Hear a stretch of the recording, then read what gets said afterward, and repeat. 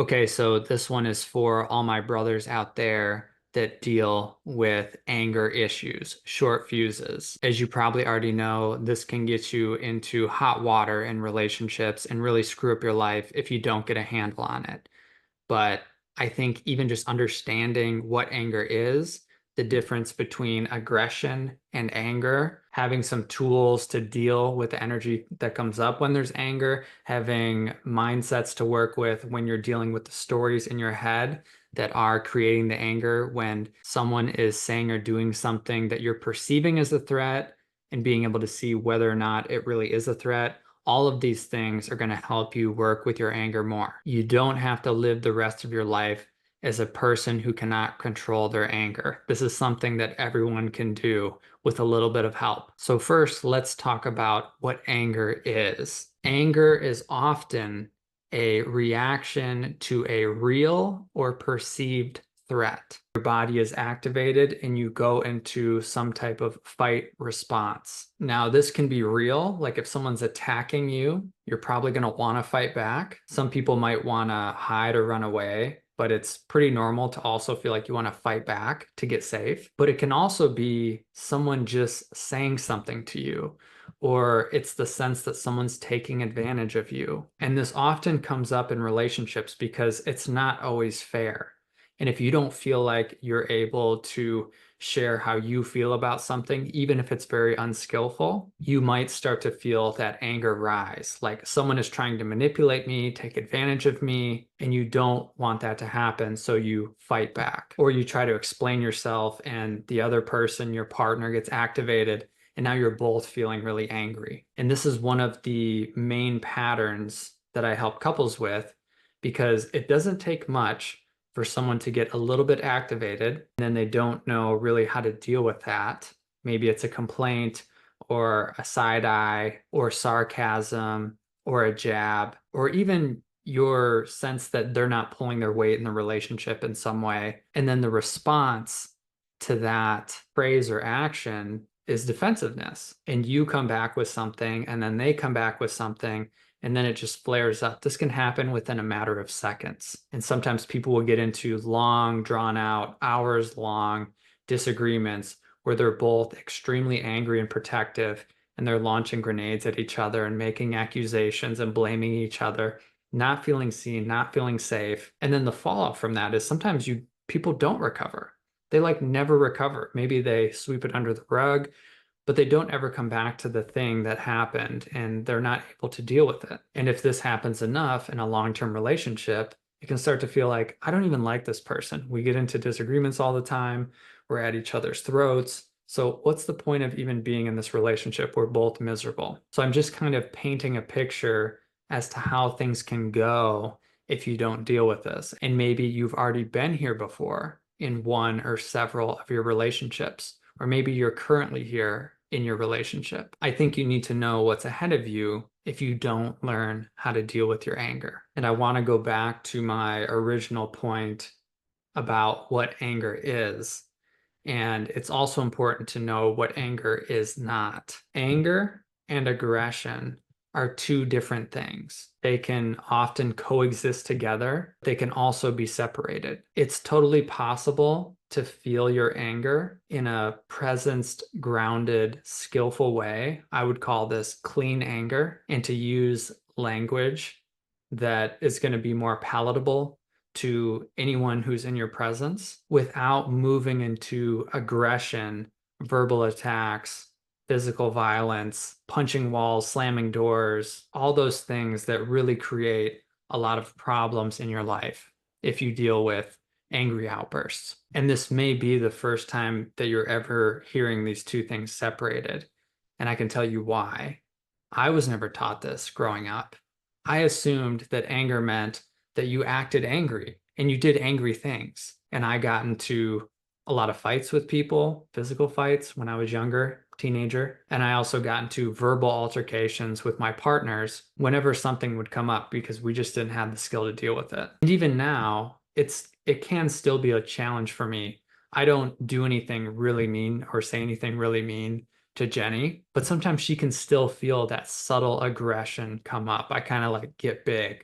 My body language my tone, my facial expression can feel sharp. It can feel threatening. And lucky for me, I have a really sensitive wife. So she's going to respond to even those subtle messages. So I can know pretty quickly if I'm responding from a clean feeling of anger and if I'm able to articulate that in a way that really works for her, or if there's any subtle forms of aggression here and I'm wanting to blame her, she's going to call that out. And you might be saying, why is that a good thing that you have a partner that's really sensitive? And it's a good thing for me because I really want to explore these parts of me, these strategies that come out that aren't helpful in my life. I'm going to treat Jenny the same way I treat myself. So I can also be really harsh and sharp with myself. And anyone who deals with anger issues probably has the same problem. Not only are you really aggressive with others sometimes, you probably do that tenfold with yourself. And there's this misconception, I think, especially with men, that that's what it takes to motivate you. You got to get your ass up, pick yourself up by your bootstraps, get that kick in the ass, and keep moving. And I don't doubt that there's some merit in that. Like sometimes I really do have to be firm with myself and tell myself, yeah, like you can do better here, and to have better boundaries with myself, more self-control, or push myself in ways. But it doesn't mean that I need to be really mean with myself. That doesn't help anybody. That makes me feel like shit, and then often that spills over onto other people. Whether or not I'm saying it, they can feel it. You know that feeling when someone's like annoyed with you? They might not be saying it, but you can tell. That becomes part of your personality and it makes you someone that's hard to be around, or at least in an intimate way. Maybe you can get along with friends well because you don't really interact in the same way you would with a primary partner. But if you're going to live with somebody and marry someone and share finances and children and a lot of your time together, then they're going to notice your personality and all the little anxieties and annoyances that spill over into the relationship or onto them. And I know there's people out there, other guys that would disagree with me on this point, but I don't care. I think I'm right on this one. I've been working with men for 15 years and I see how this works, both internally and externally. I don't think people often understand where the line between passion and being an asshole is, and where being a compassionate partner and being a pushover is. And it can feel like a fine line to walk. I'm not suggesting that you just go passive and shove down your anger. I want to help you deal with your anger so that you can show up confident and centered and strong and also have good outcomes in your relationships. And I don't think that people get this way on their own. This conditioning happens very early in little boys' lives. Parents and society tends to be more rough with boys because there's this sense still that we need to toughen boys up, even if it's just for the sake of holding their own with other boys on the playground, or because we think that men have to have really thick skin so that they can do their jobs well and be powerful and be leaders and take charge. And our society tends to reward that behavior in some ways because leaders who act like that sometimes do get a lot of attention and they can work their way up in industries just by being kind of an asshole and for not having empathy and compassion. That's not all leaders, but it's certainly a strategy that can help you get to the top in some ways.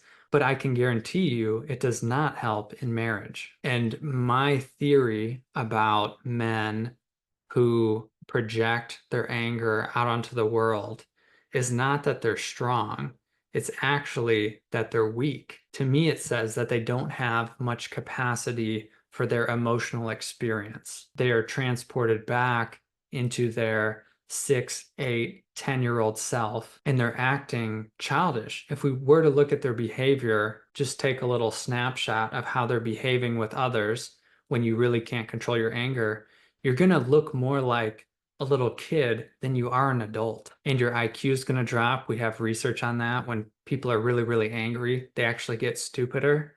You get stupider. You say dumb things. You are not as able to see reality as it is. You're caught up in projections and stories about what other people are doing that might not even be accurate. It's really a more disempowered place when you go there. And if you've ever had that experience with somebody where you get angry with them, then you start to come down a little bit. All of a sudden, sometimes those feelings will come up like regret, embarrassment. I really knew I shouldn't have said that or done that. You can't tell me that you want to keep going through this over and over again.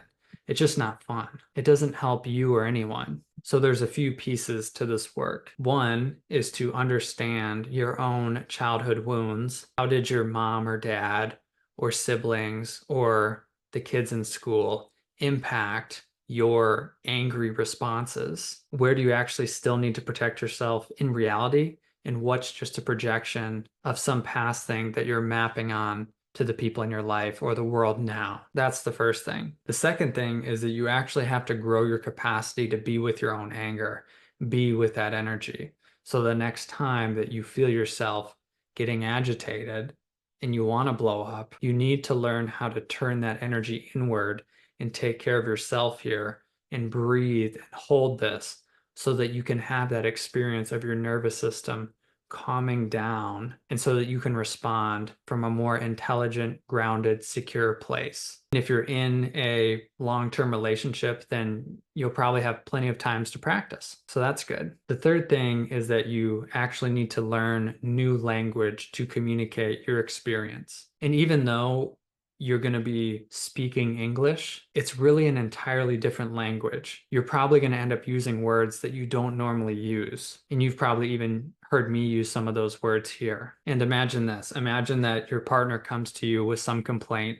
Let's take a smaller one. So, sometimes the bigger ones kind of have a lot attached to them. So your partner comes to you with a smaller complaint, like you forgot to do something. And in that moment, your brain goes to like, well, I told you that I wasn't going to be able to do it because da da da da da. Or I thought that you would see me working on something else and you'd give me some grace, cut me some slack.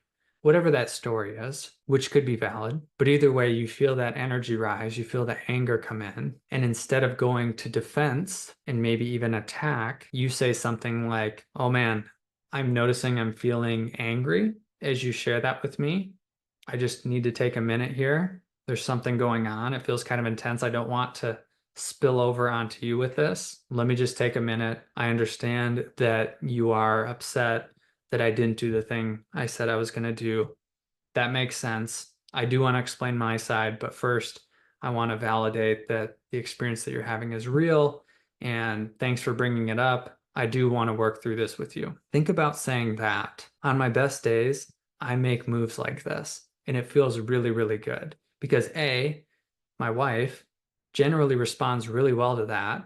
And we can take something that could have been somewhat of a blow up and make it a 3-minute conversation. And it's not like we need to solve anything, but we immediately diffuse the energy in the situation and we stay connected and it feels good. And then we're both like, yeah, we can do this. No big deal. Avoiding going into disconnection for really no reason is a huge win. And sometimes when I'm working with guys, they're like, I could never imagine saying that, or that's not going to work on my partner, or that sounds kind of contrived and weird for me to say that. And my response is, so what? Doing new things can feel awkward. It can feel like it's not you. That's what we're doing when we're creating real character change. It's going to feel a little bit clunky and weird at times. And yeah, it might not work on the first, second, or third go around really well because you guys aren't used to communicating like this. And if your partner doesn't know how to receive that, it might sound weird to them. But this is the best long-term strategy to learn how to deal with conflict well with your partner. And it helps if both of you can learn this because then you know when you hear your partner say something like that, that they are really trying to use the skills and they won't feel like it's some foreign language that they don't understand. So I hope this was helpful. I know a lot of guys out there deal with angry outbursts, and it's really a form of unnecessary suffering. There's ways that you can learn to deal with this better, get educated, use new skills, and ultimately through that process, heal those wounds within you because they're not going anywhere. You either have to confront them at some point or let them run your life. And I don't know about you, but I do not want my wounds to run my life and screw up my life. It's not necessarily my fault that they're there, but they're my responsibility to deal with. So that's what I got for today. Good luck.